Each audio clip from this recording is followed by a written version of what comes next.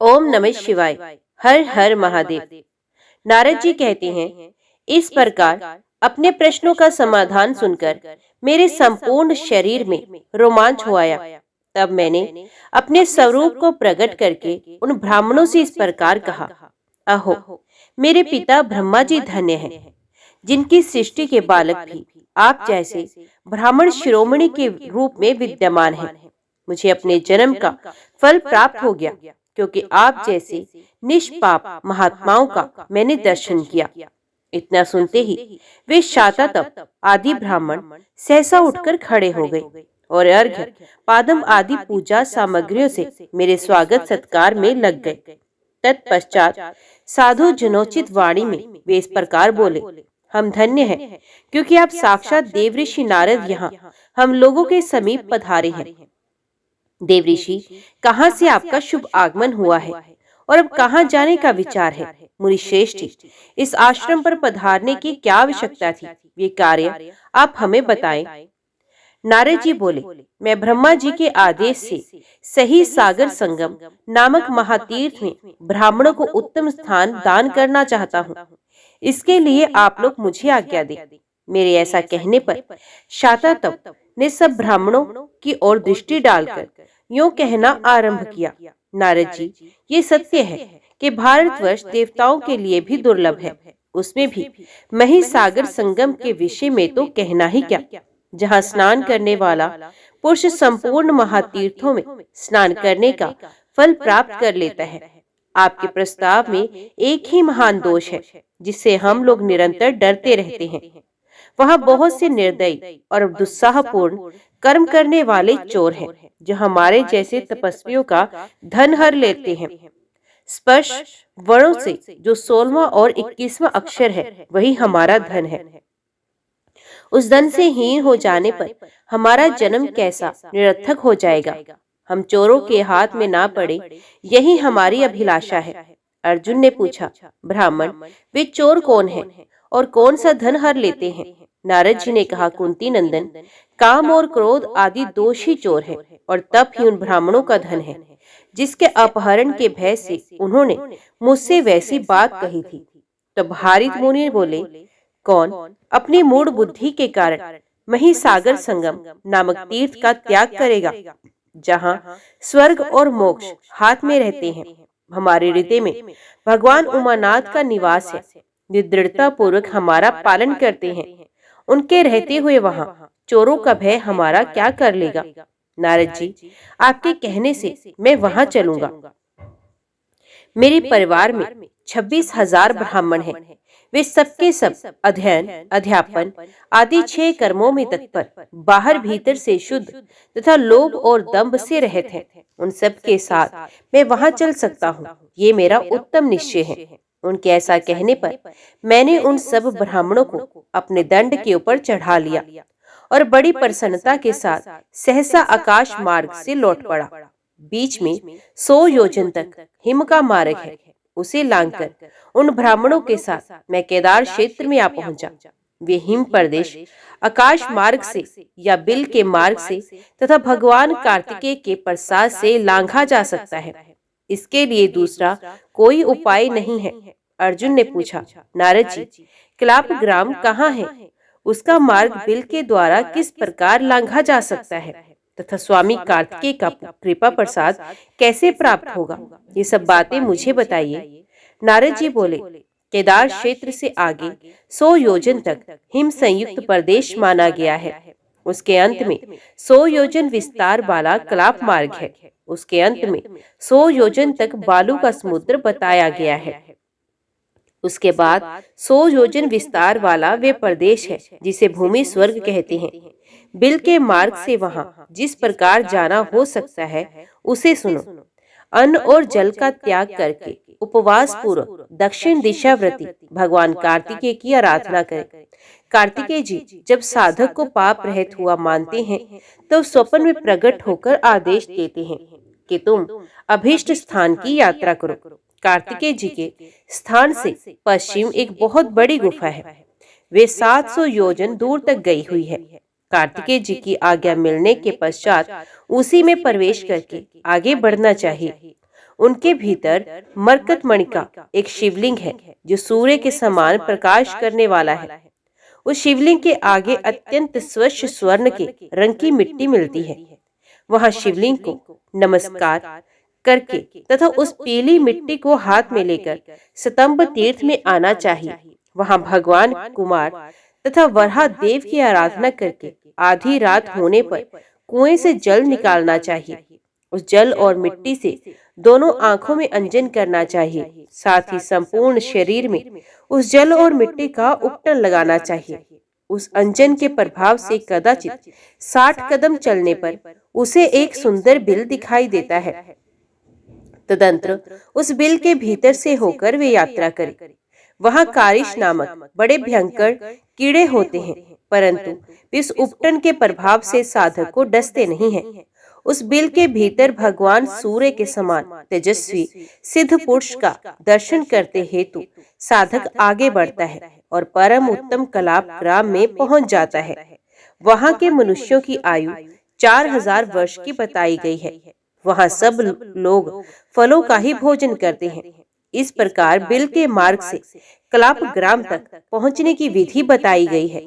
अब आगे जो कुछ हुआ उसका श्रवण करो। अपनी तपस्या की शक्ति से अत्यंत सूक्ष्म रूप धारण करने वाले उन ब्राह्मणों को दंड के अग्र भाग पर रखकर मैं महिसागर संगम तीर्थ में आया और वहां पवित्र जलाशय के तट पर उतार कर उन्हें स्वतंत्र कर दिया। फिर उन श्रेष्ठ ब्राह्मणों के साथ मैंने संपूर्ण दोषों को दग्ध करने के लिए दावा नल सदृश महिसागर संगम तीर्थ में स्नान किया और देवताओं तथा पितरों का तर्पण करके परम उत्तम गायत्री मंत्र का जप करते हुए हम सब लोग संगम के समीप बैठ गए। हृदय में भगवान विष्णु का ध्यान करते हुए भगवान सूर्य की ओर देखते रहे। इसी समय इंद्र आदि देवता, सूर्य आदि संपूर्ण ग्रह, लोकपाल, 8 देव जातियां, गंधर्व तथा अप्सराओं के समूह ये सब वहां आ पहुंचे। तदंतर महामुनि कपिल जी भी वहां आए और नारद जी से इस प्रकार बोले, देव ऋषि, मुझे 8000 ब्राह्मण दीजिए। कला ग्राम के निवासी इन ब्राह्मणों को मैं भूमि दान करूंगा। आप इसकी व्यवस्था करें। तब मैंने उनसे प्रतिज्ञा पूर्वक कहा, महामुनि, ऐसा ही हो। आप भी यहाँ उत्तम कपिल स्थान का निर्माण करें। श्राद्ध में अथवा श्राद्धोपयोगी समय प्राप्त होने पर जिसके आश्रम में आया हुआ अतिथि विमुख लौट जाता है, उसका सब सत्कर्म निष्फल होता है। जो अतिथि का पूजन सत्कार नहीं करता वे रौरव नरक में जाता है। जिसके द्वारा अतिथि का पूजन होता है वे संपूर्ण देवताओं के द्वारा स्वयं भी पूजित होता है। इसलिए उस तीर्थ में दान और यज्ञ के द्वारा मैंने कपिल मुनि को भोजन कराया। तत्पश्चात मैंने श्रीमान हारित मुनि को उनका चरण पखारने के लिए बुलाया। तब मैंने ब्राह्मणों से कहा, पूर्व काल की बात है, महर्षि अंगिरा के कुल में एक प्रसिद्ध ब्राह्मण हुए थे। वे महान विद्वान थे, परंतु प्रत्येक कार्य में अधिक विलंब किया करते थे। उनके पिता का नाम महर्षि गौतम था।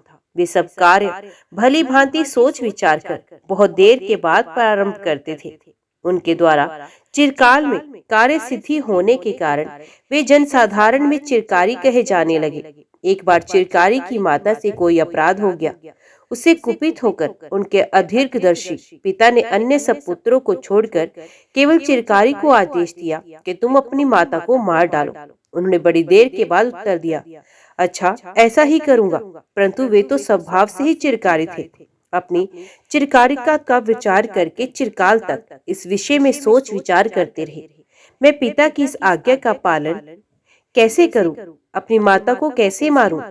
पिता के आज्ञा पालन रूप धर्म का बहाना लेकर इस मात्र हत्या रूप अधर्म में कैसे डूब जाऊं? माना कि पिता की आज्ञा का पालन सबसे बड़ा धर्म है, परंतु उसी प्रकार माता की रक्षा भी तो मेरा अपना धर्म है। पुत्र तब सर्वथा परतंत्र है। पुत्र माता और पिता दोनों के अधीन है। स्त्री की, उसमें भी माता की हत्या करके कभी भी कौन सुखी रह सकता है? ऐसे ही पिता की भी अवहेलना करके कौन प्रतिष्ठा प्राप्त कर सकता है? पुत्र के लिए ये उचित है कि पिता की अवहेलना ना करे, साथ ही उसके लिए माता की रक्षा करना भी उचित है। शरीर आदि जो देने योग्य वस्तुएं हैं, उन सबको एकमात्र पिता देते हैं, इसलिए पिता की प्रत्येक आज्ञा का पालन करना चाहिए। पिता की आज्ञा का पालन करने वाले पुत्र के पूर्वव्रत पातक भी धुल जाते हैं। पिता स्वर्ग है, पिता धर्म है, पिता सर्वश्रेष्ठ तपस्या है। पिता के प्रसन्न होने पर सब देवता प्रसन्न हो जाते हैं। यदि पिता प्रसन्न है तो पुत्र के सब पापों का प्रायश्चित हो जाता है, वे सब प्रकार के बंधनों से मुक्त हो जाता है। पुत्र के स्नेह से कष्ट पाते हुए भी पिता उसके प्रति स्नेह नहीं छोड़ते। ये पिता का गौरव है जिस पर पुत्र की दृष्टि से मैंने विचार किया है। पिता का छोटा मोटा स्थान नहीं है, उनका पद बहुत ऊंचा है। अब मैं माता के विषय में विचार करूंगा। मेरे इस मानव जन्म में जो ये पंचभूतों का समुदाय रूप शरीर प्राप्त हुआ है, इसका कारण तो मेरी माता ही है। जिसकी माता जीवित है वे स्नात है, जो मातृहीन है वे अनाथ है। पुत्र और पौत्र से युक्त मनुष्य यदि 100 वर्ष की आयु के बाद भी अपनी माता के आश्रय में जाता है तो वे 2 वर्ष के बालक की भांति आचरण करता है। पुत्र समर्थ हो या असमर्थ, दुर्बल हो या पुष्ट, माता उसका विधिवत पालन करती है। माता के समान कोई तीर्थ नहीं, माता के समान कोई गति नहीं, माता के समान कोई रक्षक नहीं, माता के समान कोई प्याऊ नहीं। माता अपने गर्भ में धारण करने के कारण धात्री है, जन्म देने वाली होने से जननी है, अंगों की वृद्धि करने के कारण अम्बा है, वीर पुत्र का प्रसव करने के कारण वीर प्रसू कहलाती है। शिशु की शुश्रूषा करने से शक्ति कही गई है तथा सदा सम्मान देने के कारण उसे माता कहते हैं। मुनि लोग पिता को देवता के समान समझते हैं, परंतु मनुष्यों और देवताओं का समूह माता के समीप नहीं पहुंच पाता, माता की बराबरी नहीं कर सकता। पतित होने पर गुरुजन भी त्याग देने योग्य माने गए हैं, परंतु माता किसी प्रकार भी त्याज्य नहीं है। कौशिकी नदी के तट पर स्त्रियों से घिरे हुए राजा बलि की ओर वे देर तक देखती रही। केवल इसी अपराधवश पिता ने मुझे अपनी माता को मार डालने का आदेश दिया है। चिरकारी होने के कारण वे इन्हीं सब बातों पर अधिक समय तक विचार करते रहे, परंतु उनकी चिंता का अंत नहीं हुआ। इसी समय उदार बुद्धि वाले मेधातिथि गौतम दुखी हो आंसू बहाते हुए इस प्रकार चिंता करने लगे। अहो, पतिव्रता नारी का वध करके मैं पाप के समुद्र में डूब गया हूँ। अब कौन मेरा उद्धार करेगा? मैंने उदार विचार वाले चिरकारी को बड़ी शीघ्रता से वे कठोर आज्ञा दे दी थी। यदि वे सचमुच चिरकारी हो तो मुझे पाप से बचा सकता है। चिरकारी, तुम्हारा कल्याण हो। यदि आज भी अपने नाम के अनुसार तुम चिरकार्य बने रहे, तभी वास्तव में चिरकार्य हो। बेटा, तुम आज मुझे, अपनी माता को तथा मेरे द्वारा उपार्जित तपस्या को बचाओ। चिरकारक, तुम पातक और भय से अपनी भी रक्षा करो। इस प्रकार अत्यंत दुखित हो चिंता करते हुए गौतम मुनि चिरकारी के पास आए। वहां आकर उन्होंने अपने पुत्र चिरकारी को माता के पास बैठे देखा। चिरकारी पिता को अपने समीप आया देख बहुत दुखी हुए और हथियार फेंककर पिता के चरणों में मस्तक रखकर वे उन्हें प्रसन्न करने की चेष्टा करने लगे। मेधातिथि पुत्र को पृथ्वी पर मस्तक रखकर पड़े देख और पत्नी को जीवित पाकर बड़े प्रसन्न हुए। जब पुत्र हाथ में हथियार लेकर खड़ा था, तब भी माता ने ऐसा नहीं समझा कि ये मुझे मार डालेगा। अब उसे पिता के चरणों में पड़ा देख माता ये विचार करने लगी कि इसने हथियार उठाने की जो चपलता की है, उसी को पिता के भय से छिपा रहा है। तदंतर पिता ने बड़ी देर तक पुत्र की ओर देखा, देर तक उसका माथा सूंघा, चिरकाल तक उसे दोनों भुजाओं में कसकर छाती से लगाए रखा और अंत में कहा, बेटा तुम चिरंजीवी हो। मेधातिथि बड़ी देर तक प्रसन्नता में डूबे रहे। फिर पुत्र से इस प्रकार बोले, चिरकारी, तुम्हारा कल्याण हो, तुम्हारी आयु चिरस्थायिनी हो। सौम्य, तुमने चिरकाल तक विलंब करके जो कार्य किया है, उसके कारण मुझे इस समय अधिक समय तक दुखी नहीं होना पड़ा है। तदंतर प्रसिद्ध विद्वान मुनि श्रेष्ठ गौतम ने गाथा गान किया, जिस प्रकार है, चिरकाल तक विचार करके कोई मंत्रणा स्थिर करे। स्थिर किए हुए मंत्र परामर्श को चिरकाल के बाद ही छोड़े। चिरकाल में किसी को मित्र बनाकर उसे चिरकाल तक धारण किए रहना उचित है। राग, दर्प, अभिमान, द्रोह, पाप कर्म, तथा अप्रिय कर्तव्य में चिरकारी विलंब करने वाला प्रशंसा का पात्र है। बंधु, सुहृद, भृत्य और स्त्री वर्ग के अव्यक्त अपराधों में जल्दी कोई दंड ना देकर देर तक विचार करने वाला पुरुष प्रशंसनीय माना गया है। चिरकाल तक धर्मों का सेवन करे, किसी बात की खोज का कार्य चिरकाल तक करता रहे, विद्वान पुरुषों का संग अधिक काल तक करे, इष्ट मित्रों का सेवन अथवा इष्ट देवता की उपासना दीर्घ काल तक करे, अपने को चिरकाल तक विनयशील बनाए रखने वाला पुरुष दीर्घकाल तक आदर का पात्र बना रहता है।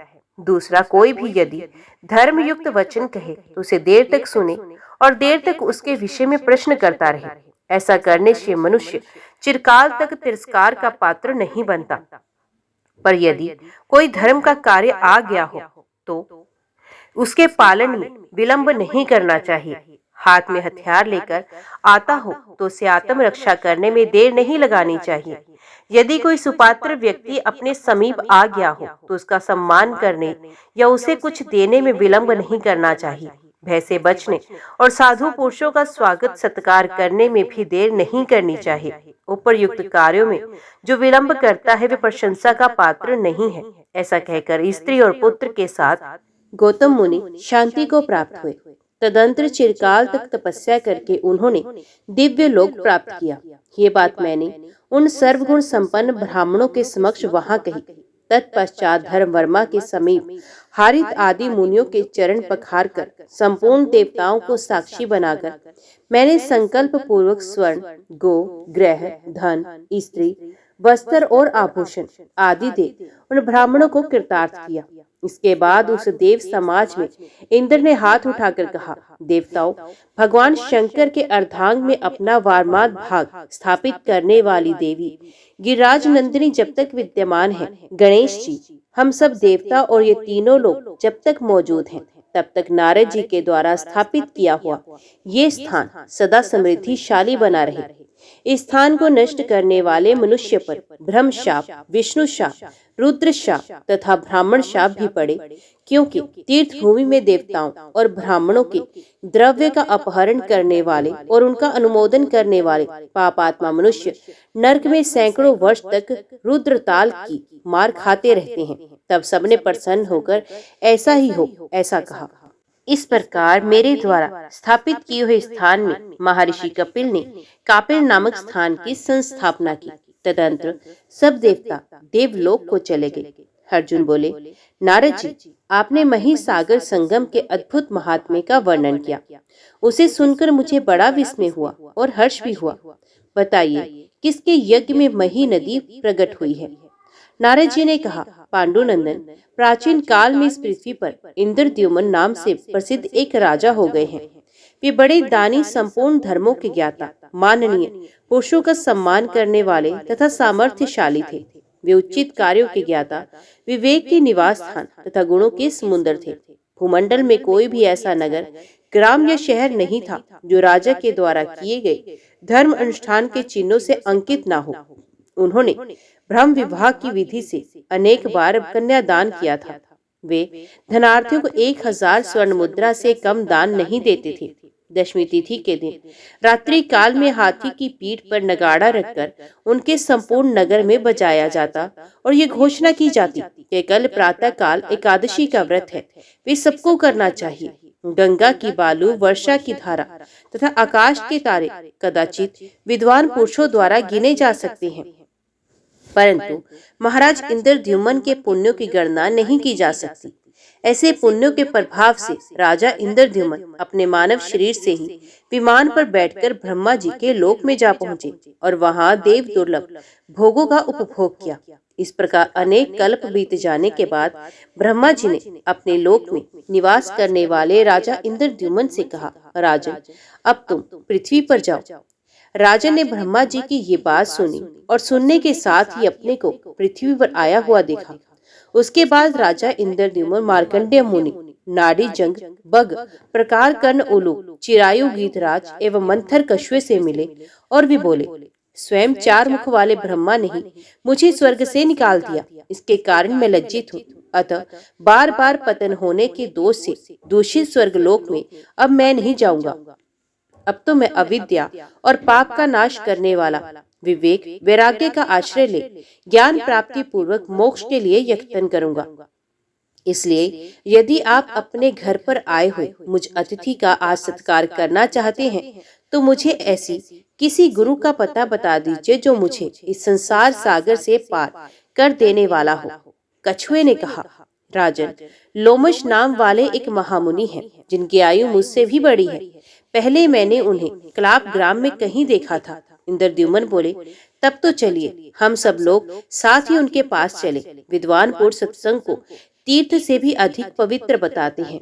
नारद जी कहते हैं, अर्जुन, तदंतर उन सब ने क्लाप ग्राम में पहुंचकर महामुनि लोमश के दर्शन किए। वे मन और इंद्रियों के संयम में तत्पर तथा क्रिया योग में संलग्न थे। तीनों काल स्नान करने से उनकी जटाएं कुछ पीली पड़ गई थी। उन्हीं को अपने मस्तक पर धारण किए हुए घी की आहुति से प्रज्वलित हुई अग्नि की भांति अपने तेज से प्रकाशित हो रहे थे। उन्होंने छाया करने के लिए अपने बाएं हाथ में एक मुट्ठी तृण ले रखा था और दाहिने हाथ में रुद्राक्ष की माला धारण कर रखी थी। वे महामुनि मैत्र मार्ग में स्थित थे, जो कटु वचन आदि के द्वारा पृथ्वी पर रहने वाले प्राणियों को पीड़ा ना देते हुए केवल जप से सिद्धि प्राप्त कर लेता है, वे मुनि मैत्र कहलाता है। राजा मुनि बक, उल्लूक, क्रुद्ध और कछुए ने क्लाप ग्राम में उन पुरातन तपोनिधि महात्मा का दर्शन करके उनके चरणों में प्रणाम किया। मुनि ने भी आसन आदि देकर स्वागत सत्कार के द्वारा उन सबको प्रसन्न किया। तत्पश्चात उन्होंने अपना मनोगत कार्य निवेदन किया। कछुआ बोला, भगवान, ये यज्ञ करने वाले पुरुषों में अगर गण्य महाराज इंद्रद्युम्न है। वसुधा में इनकी कीर्ति का लोप हो जाने से ब्रह्मा जी ने इन्हें स्वर्ग से निकाल दिया है। अब ये स्वर्ग की इच्छा नहीं रखते, वहाँ से पुण्य गिरने का भय बना रहता है, इसलिए स्वर्ग इन्हें भयानक प्रतीत होता है। अब आपके अनुग्रह से ये मोक्ष प्राप्त करना चाहते हैं, अतएव मैं इन्हें आपके पास ले आया हूँ। इन्हें आप अपना शिष्य समझें और इनके मनोवांछित प्रश्नों का उत्तर दें, क्योंकि परोपकार साधु पुरुषों का व्रत है। लोमश जी ने कहा, कूर्म, तुम्हारा कथन उचित ही है। राजन, तुम्हारे मन में क्या संदेह है, सो बताओ। इंद्रद्युम्न बोले, भगवान, मेरा पहला प्रश्न ये है कि गर्मी का समय है, सूर्यदेव आकाश के मध्य में आकर तप रहे हैं, तो भी आपने अपने लिए कोई कुटी क्यों नहीं बनाई, जो हाथ में तिनके लेकर आप मस्तक पर छाया किए हुए हैं। लोमश जी ने कहा, राजन, एक दिन मरना अवश्य है, ये शरीर गिर जाएगा। फिर इस अनित्य संसार में रहने वाले मनुष्यों द्वारा किसके लिए घर बनाया जाता है। दांत चले जाते हैं, लक्ष्मी चली जाती है तथा यौवन और जीवन भी चला जाने वाला है। ये जो कुछ दिखाई देता है सब अत्यंत चंचल क्षण भंगुर है। ऐसी दशा में दान करना ही मनुष्यों के लिए सर्वोत्तम ग्रह है। इस प्रकार संसार को असार और चलायमान जान लेने पर किसके लिए कुटी आदि का संग्रह किया जाए। इंद्रद्युम्न ने पूछा, भगवान, तीनों लोकों में केवल आप ही चिरायु सुने जाते हैं, इसलिए मैं आपके पास आया हूँ। फिर आपके मुंह से ऐसी बात क्यों निकलती है। लोमश जी ने कहा, राजन, प्रत्येक कल्प में मेरे शरीर से एक रोम टूटकर गिर जाता है।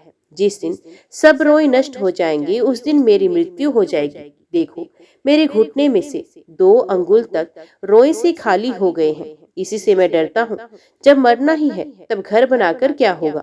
इंद्रद्युम्न बोले, ब्राह्मण, मैं पूछता हूँ कि आपको जो ऐसी बड़ी आयु प्राप्त हुई है वे दान का प्रभाव है अथवा तपस्या का। लोमश जी ने कहा, राजन सुनो, मैं अपने पूर्व जन्म का प्रसंग सुना रहा हूँ। ये कथा शिव धर्मा की महिमा से युक्त पुण्य दायिनी तथा सब पापों का नाश करने वाली है। पूर्व काल में मैं इस पृथ्वी पर अत्यंत दरिद्र शूद्र होकर उत्पन्न हुआ था। उस समय भूख से बहुत पीड़ित होकर पृथ्वी पर भ्रमण किया करता था। एक दिन दोपहर के समय जल के भीतर मैंने एक बहुत बड़ा शिवलिंग देखा। फिर उस जलाशय में प्रवेश करके जल पिया और स्नान किया। तत्पश्चात कमल के सुंदर फूलों से उस नहाए हुए शिवलिंग का पूजन किया। भूख से मेरा गला सूखा जा रहा था। भगवान नीलकंठ को नमस्कार करके मैं पुण्य आगे चल दिया। उस मार्ग में ही मेरी मृत्यु हो गई। तदंतर दूसरे जन्म में मैं ब्राह्मण के घर में उत्पन्न हुआ। एक ही बार शिवलिंग को नहलाने और पूजा करने से मुझे अपने पूर्व जन्म की बातों का स्मरण रहने लगा। ये संपूर्ण जगत जो सत्य सा प्रतीत हो रहा है मिथ्या का विलास है। अविद्या ही इसका मूल कारण है। ऐसा जानकर मैंने मुक्ता धारण कर ली। उस ब्राह्मण ने भगवान शंकर की भली भांति आराधना करके वृद्धावस्था में मुझे प्राप्त किया था, इसलिए मेरा नाम ईशान रखा गया। मेरे माता पिता के मन को महामाया ने ममता में बांध रखा था। वे मेरा गूंगापन दूर करने के लिए नाना प्रकार के मंत्र यंत्र तथा दूसरे उपाय भी किया करते थे। उनकी वे मूर्ता देखकर मुझे मन ही मन हंसी आती थी। कुछ काल के पश्चात जब मैं जवान हुआ तो रात में अपना घर छोड़कर निकल जाता और कमल के फूलों से भगवान शिव की पूजा करके पुण्य क्षया स्थान पर लौट आता। तदंतर पिता की मृत्यु हो जाने पर मेरे संबंधियों ने मुझे नीरा गूंगा समझकर त्याग दिया। इससे मुझे प्रसन्नता ही हुई। अब मैं फलाहार करके रहने लगा और भांति भांति के कमलों से भगवान भूतनाथ की पूजा करने लगा। इस प्रकार 100 वर्ष बीतने पर वरदायक भगवान चंद्रशेखर ने मुझे प्रत्यक्ष दर्शन दिए। उस समय मैंने याचना की, भगवान मेरी जरा और मृत्यु का नाश हो। तब भगवान शिव बोले, जो नाम और रूप धारण करता है वे सर्वथा अजर अमर नहीं हो सकता, अतः तुम अपने जीवन की कोई सीमा निश्चित करो। भगवान शिव का ये वचन सुनकर मैंने इस प्रकार वरदान मांगा, प्रत्येक कल्प के अंत में मेरे शरीर का एक रोम गिरे और इस प्रकार सब रोम गिर जाने पर मेरी मृत्यु हो, उसके बाद मैं आपका गण हूँ, यही मेरा अभिष्ट वर है। अच्छा, ऐसा ही होगा। यूं कहकर भगवान शिव अदृश्य हो गए और मैं तभी से तपस्या में संलग्न हो गया। ब्रह्म कमल अथवा अन्य कमलों से भगवान शिव की पूजा करने पर मनुष्य ब्रह्म हत्या आदि पापों से मुक्त हो जाता है, इसमें संशय नहीं है। महाराज, तुम भी ऐसा ही करो, इससे तुम अपनी मनोवांछित वस्तु प्राप्त कर लोगे। भगवान शिव के भक्त के लिए त्रिलोकी में कुछ भी दुर्लभ नहीं। ज्ञानेंद्रियों की बाहरी विश्व में होने वाली प्रवृत्ति को रोककर उन सबका भगवान सदाशिव में नित्य लय करना अंतर्योग कहलाता है। अंतर्योग का साधन कठिन होने के कारण भगवान शिव ने स्वयं ही भययोग का इस प्रकार वर्णन किया है। 5 भूतों के द्वारा भगवान शिव का पूजन भययोग है, अर्थात पृथ्वी, जल, अग्नि, वायु और आकाश, ये सब भगवान शिव की पूजा के उपकरण हैं। ऐसा समझकर भगवान द्वारा इन्हें भगवान शिव के चरणों में समर्पित करना, ये भैरयोग पूजा की पद्धति है। भैरयोग विशिष्ट फल देने वाला और अक्षय माना गया है, जो अविद्या आदि 5 क्लेशों, कर्मों के सुख दुखादि परिणामों तथा वासनाओं से सर्वथा पृथक है। उन भगवान शंकर की आराधना पूर्वक प्रणव जप करने वाला पुरुष मोक्ष को प्राप्त होता है। सब पापों का नाश हो जाने पर भगवान शिव में भावना होती है, उनके चिंतन में मन लगता है। जिनकी बुद्धि पाप से दूषित है उनके लिए शिव की चर्चा भी दुर्लभ है। भारतवर्ष में जन्म होना दुर्लभ है, भगवान शिव का पूजन दुर्लभ है, गंगा स्नान दुर्लभ है, शिव की भक्ति अत्यंत दुर्लभ है, ब्राह्मण को दान देना दुर्लभ है, अग्नि की आराधना भी दुर्लभ है। थोड़े से पुण्य वाले पुरुषों के लिए भगवान पुरुषोत्तम की पूजा का अवसर तो और भी दुर्लभ है। पूर्व काल में महादेव जी की आराधना करके जिस प्रकार मेरी आयु बड़ी हुई, ये प्रसंग मैंने तुम्हें सुनाया ही है। भगवान शिव की भक्ति करने वाले महात्मा पुरुषों को त्रिलोकी में कुछ भी दुर्लभ, दुष्प्राय अथवा असाध्य नहीं है, जिनकी इच्छा से ये संपूर्ण विश्व उत्पन्न होता है, स्थिर रहता है और अंत में संहार को प्राप्त होता है। उन भगवान शंकर की शरण में कौन नहीं जाएगा? राजन, ये रहस्य की बात है। भगवान शंकर की आराधना ही संसार के मनुष्यों का प्रधान कर्तव्य है। जो भगवान शिव को मस्तक झुकाता है वे निश्चय ही उन्हें प्राप्त करता है। नारद जी कहते हैं, मुनिवर, लोमश के ये वचन सुनकर राजा इंद्रद्युम्न ने कहा, अब मैं आपको छोड़कर दूसरे किसी के पास नहीं जाऊंगा। यहीं आपसे अनुग्रहित होकर अब मैं शिवलिंग का आराधन करूंगा, जो कि मनुष्यों को सब प्रकार की सिद्धि प्रदान करने वाला है। वक, गृध्र, कश्यप और उलूक ने भी ऐसा ही विचार प्रकट किया। मुनिवर लोमश बड़े शरणागत वत्सल थे। उन सब लोगों पर दया करके उन्होंने शिव दीक्षा की विधि से उन्हें लिंग पूजन का उपदेश किया। सच है, साधु पुरुषों का समागम तीर्थ से भी बढ़कर है। उसका परिपक्व फल तत्काल प्राप्त होता है तथा वे तुरंत पापों का भी नाश करने वाला है। साधु सभा सत्संग रूपी सूर्य का उदय कोई अद्भुत और अनवर्चनीय प्रभाव रखता है, क्योंकि वे अंतकरण में व्याप्त हुए ज्ञान अंधकार का अत्यंत विनाश करने वाला है। साधु समागम से प्रकट हुए आनंद में अमृत की रस की सभी लहरें श्रेष्ठ हैं तथा वे सुधा, माधवी, शर्करा और मधु के समान मीठी एवं 6 रसों से युक्त हैं। तदंतर मार्कंडेय मुनि और राजा इंद्रद्युम्न आदि 6 मित्रों ने साधु संग पाकर शिव शास्त्र के अनुराग अनुसार क्रिया योग, तप, स्वाध्याय और ईश्वर का ध्यान आरंभ किया। एक समय उनके तपस्या काल में ही लोमश मुनि का दर्शन करने के लिए उत्सुक हो तीर्थ यात्रा के प्रसंग में मैं वहां गया, क्योंकि तीर्थ यात्रा के प्रसंग से महापुरुषों के दर्शन के लिए जाना ही यात्रा का प्रधान उद्देश्य है। जिस भूभाग में संत महात्मा निवास करते हैं वही तीर्थ कहलाता है। अर्जुन, पूजन और आतिथ्य सत्कार होने के पश्चात जब मैं भली भांति विश्राम कर चुका, तब उन नाड़ी जंग आदि भक्तों ने प्रणाम करके मुझसे पूछा, ब्राह्मण, मोक्ष साधन के लिए कौन सा स्थान है, बतलाने की कृपा करें। उनके ऐसा पूछने पर मैंने कहा, तुम लोग महासंवर्त से ये बात पूछो, वे तुम्हें सब तीर्थों के फल की प्राप्ति कराने वाले तीर्थ स्थान का पता बताएंगे।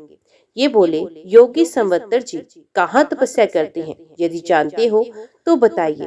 तब मैंने कहा, संवर्त मुनि काशी में रहते हैं। उन्होंने गुप्त वेश धारण कर रखा है।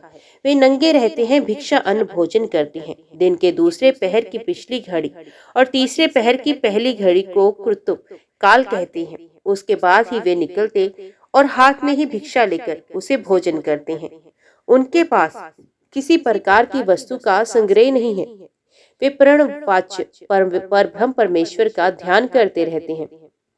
सायंकाल वन में रहते हैं, किंतु कोई भी मनुष्य उन योगीश्वर संवर्त जी को पहचान नहीं पाता। न पहचानने का एक कारण ये भी है, उन्हीं के वेश जैसे वेश और चिन्ह धारण करने वाले दूसरे लोग भी वहां रहते हैं। मैं एक ऐसा लक्षण बतलाता हूँ जिससे तुम लोग संवर्त जी को पहचान लोगे।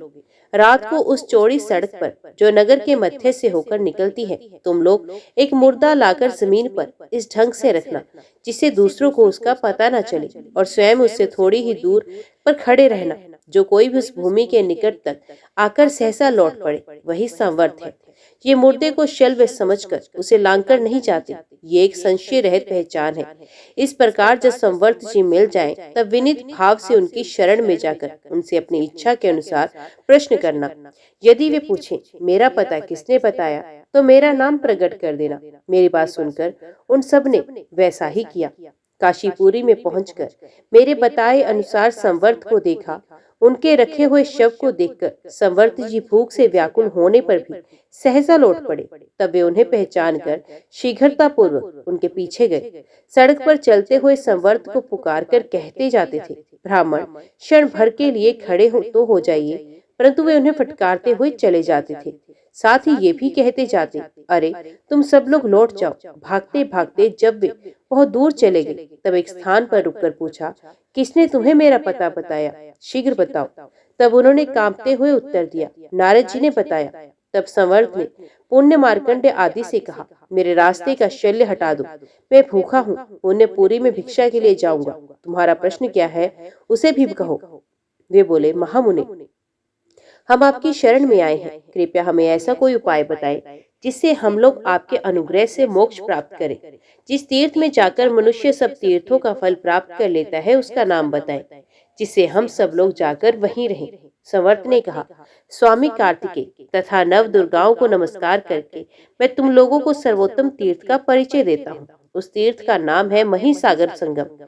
ये परम बुद्धिमान नरश्रेष्ठ इंद्रद्युम्न जब यहाँ यज्ञ करते थे, तब इनके द्वारा ये पृथ्वी 2 अंगुर ऊंची कर दी गई थी। उस समय जैसे गीले काट के तपने पर उससे पानी चूता है, उसी प्रकार यज्ञ अग्नि द्वारा तपती हुई पृथ्वी से जल का स्रोत टपकने लगा। उस जल राशि को समस्त देवताओं ने नमस्कार किया। वही मही नामक नदी है। पृथ्वी पर जो कोई भी तीर्थ है, उन सबके जल से उत्पन्न सारूप मही नदी का जल माना गया है।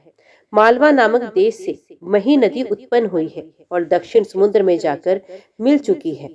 उसके दोनों तट परम पुण्यमय तीर्थ हैं। वे सबके लिए कल्याणमयी है। पहले तो महानदी मही स्वयं ही सर्व तीर्थमयी है। फिर जहाँ तक सरिताओं के स्वामी समुद्र से उसका संगम हुआ है, उस तीर्थ के विषय में कहना ही क्या। काशी, कुरुक्षेत्र, गंगा, नर्मदा, सरस्वती, तापी, पयोशनी, निर्विंध्या, चंद्रभागा, इरावती, कावेरी, सरयू, गंडकी, नैमिषारण्य, गया, गोदावरी, अरुणा, वरुणा तथा अन्य जो 20,600 नदियां इस पृथ्वी पर विद्यमान है, उन सबके सार तत्व से मही नदी का जल प्रकट हुआ बताया गया है। पृथ्वी के सब तीर्थों में स्नान करने से जो फल प्राप्त होता है, वही महिसागर संगम में भी प्राप्त होता है, ऐसा कहा गया है। स्वामी कार्तिकेय का भी इस विषय में ऐसा भी वचन है, यदि तुम लोग किसी एक स्थान में सब तीर्थों का संयोग चाहते हो तो परम पुण्यमय महिसागर संगम तीर्थ पे जाओ। मैंने भी पहले बहुत वर्षों तक वहां निवास किया है। यहाँ नारद जी के भय से आकर रहता हूँ। महिसागर संगम में नारद जी मेरे पास ही रहते थे। इधर की बातें उधर लगा देने का गुण उनमें विशेष रूप से है। इन दिनों राजा मरुत मुझे ढूंढने का प्रयास करते हैं। नारद जी उन्हें मेरा पता अवश्य बता देंगे, यही भय था। यहाँ तो बहुत से दिगंबर साधुओं के बीच उन्हीं के समान बनकर मैं भी रहता हूँ। मरुत से अधिक भयभीत होने के कारण मैं यहाँ गुप्त रूप से निवास करता हूँ। मुझे संदेह है नारद पुण्य मेरा यहाँ रहना मरुत को बता देंगे, क्योंकि उनकी प्राय ऐसी चेष्टा देखी जाती है। तुम लोग कभी किसी से ये सब ना कहना। राजा मरुत यज्ञ की सिद्धि के लिए चेष्टा कर रहे हैं। कुछ कारणवश देवताओं के आचार्य मेरे पिता ने उनको त्याग दिया है, अतः उस यज्ञ का ऋत्विक बनाने के लिए उन्होंने मुझ गुरुपुत्र को ही मनोनीत किया है। परंतु अविद्या के अंतर्गत होने वाले हिंसात्मक यज्ञों से मेरा कोई प्रयोजन नहीं है। इसलिए राजा इंद्रद्युम्न के साथ तुम लोग शीघ्रतापूर्वक महिसागर संगम तीर्थ पर जाओ। वहाँ के 5 तीर्थों का सेवन करते हुए तुम लोग निश्चय ही मोक्ष प्राप्त कर लोगे। ऐसा कहकर संवर्त जी अपने अभीष्ट स्थान को चले गए और इंद्रद्युम्न आदि वे सब लोग भर्तृयज्ञ मुनि के पास पहुंचकर वहाँ महिसागर संगम तीर्थ में रहने लगे।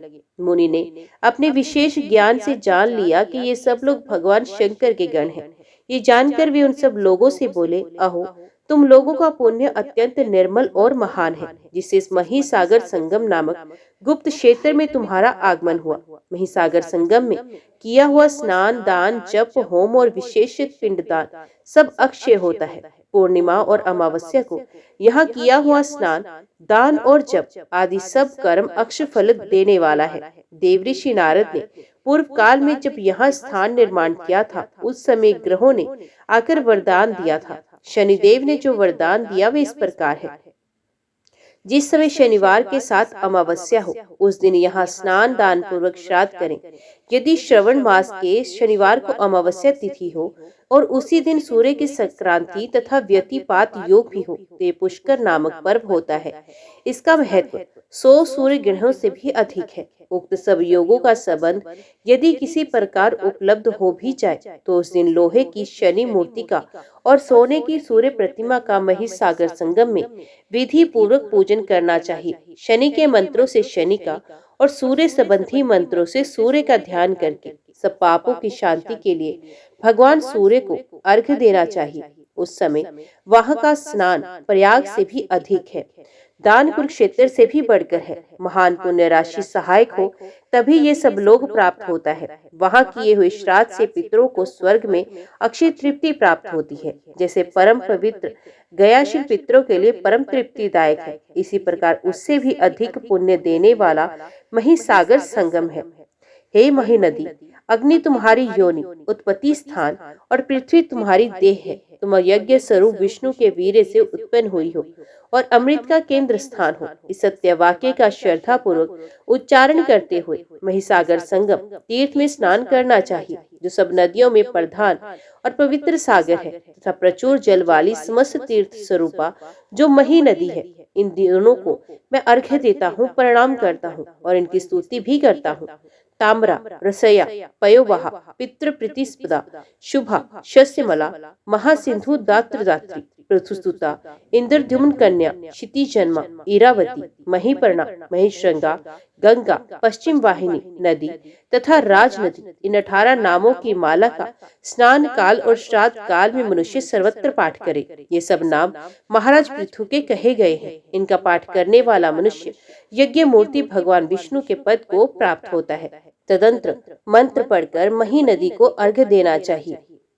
हे देवी, तो इस पृथ्वी पर दुग्ध है, परमानंद की राशि है, संपूर्ण विश्व को मोहने वाली तथा समस्त सरिताओं की महारानी के रूप में प्रकट हुई है। महिद्रवे, तू मेरे पाप हर ले। इस महिसागर संगम तीर्थ में स्नान, जप और तपस्या करके पुण्य क्रम के प्रभाव से बहुत लोग रुद्रलोक में चले गए हैं। विशेषत सोमवार को उत्तम भक्ति पूर्वक यहाँ स्नान करके जो 5 तीर्थों की यात्रा करता है, वे 5 महापातकों से मुक्त हो जाता है। इस प्रकार इस तीर्थ का बहुविध उत्तम महात्म्य बताकर भृतु यज्ञ ने उन सबको शिवागम में बताए अनुसार शिव आराधन की विधि बतलाई तथा पूजा योग का उपदेश देकर शिव भक्ति के उद्रेक से पूर्ण हो उन इंद्रद्युम्न आदि भक्तों से उन्होंने इस प्रकार कहा। शिवजी के व्रत का वर्णन करने वाले उपासकों, शिवजी से बढ़कर दूसरा कोई देवता नहीं, ये सर्वथा सत्य है।